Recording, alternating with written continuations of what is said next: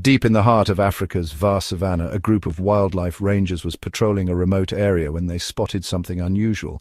A massive lioness, larger than any they had ever seen, lay motionless beneath the shade of an acacia tree. Her golden fur shimmered under the sun, but her sides rose and fell heavily, her breath labored. Concerned for the animal's health, the rangers immediately radioed for help. Within hours, Dr. Alan Carter, a renowned wildlife veterinarian, arrived with his team. They approached the lioness carefully, noting the way she barely acknowledged their presence. This was not typical behavior. "Alan, she's in distress, but I need to figure out why." The team sedated the massive lioness and carefully transported her to a mobile veterinary station set up nearby. As Alan examined her, he felt something odd. Her stomach was unnaturally swollen, but not in the way he had seen with regular pregnancies. He ordered an ultrasound immediately, expecting to find cubs. What the screen revealed made his blood run cold. Alan's voice echoed in his mind, This can't be right." The ultrasound didn't show cubs. Instead, it showed an enormous, irregularly shaped mass.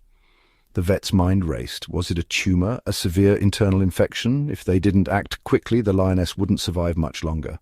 "We have to operate now." As the team prepped for emergency surgery, the rangers exchanged nervous glances. A lion of this size and importance was not just another wild animal. She was a key figure in the ecosystem, and losing her would be a disaster. Under careful hands, Alan made the first incision. The next few moments were a blur of tense silence. Then something completely unexpected happened. Instead of a tumor or a massive infection, the vet carefully pulled out a fully formed but still unborn cub, and then another and another. But these weren't just any cubs. They were the largest lion cubs anyone had ever seen. Assistant, VO, doctor. They're enormous. The cubs, although premature, were nearly double the size of normal newborn lions. Their paws were oversized, their features strikingly bold. There was something else, too, something almost unnatural about them. But Alan didn't have time to process it all. The lioness was still critical, and he needed to ensure she survived the operation. Hours passed as the team worked tirelessly. When the procedure was finally over, the lioness remained unconscious but stable. The cubs, though weak, showed incredible strength for their age. The mystery wasn't over yet. Alan sent samples from the lioness and cubs to a nearby lab, desperate to understand what had caused this. The results that came back were nothing short of astonishing. "She's carrying a rare genetic mutation, something we've never seen before." The mutation had made her stronger, larger, and incredibly resilient.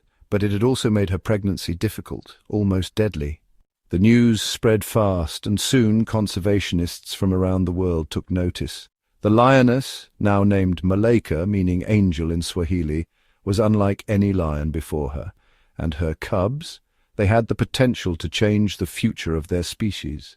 Days later, when Malaika finally opened her eyes and looked at her newborns, something extraordinary happened. She lifted her head, let out a deep, powerful roar, one that seemed to shake the very ground beneath them. The cubs, as if responding to her strength, let out their first tiny but mighty growls. It was a moment of triumph. She was never just a lion, she's a legend.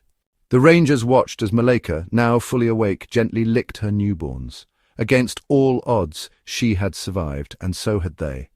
And from that moment on, the savannah had new guardians, giants of their kind, born from the strongest mother nature had ever seen.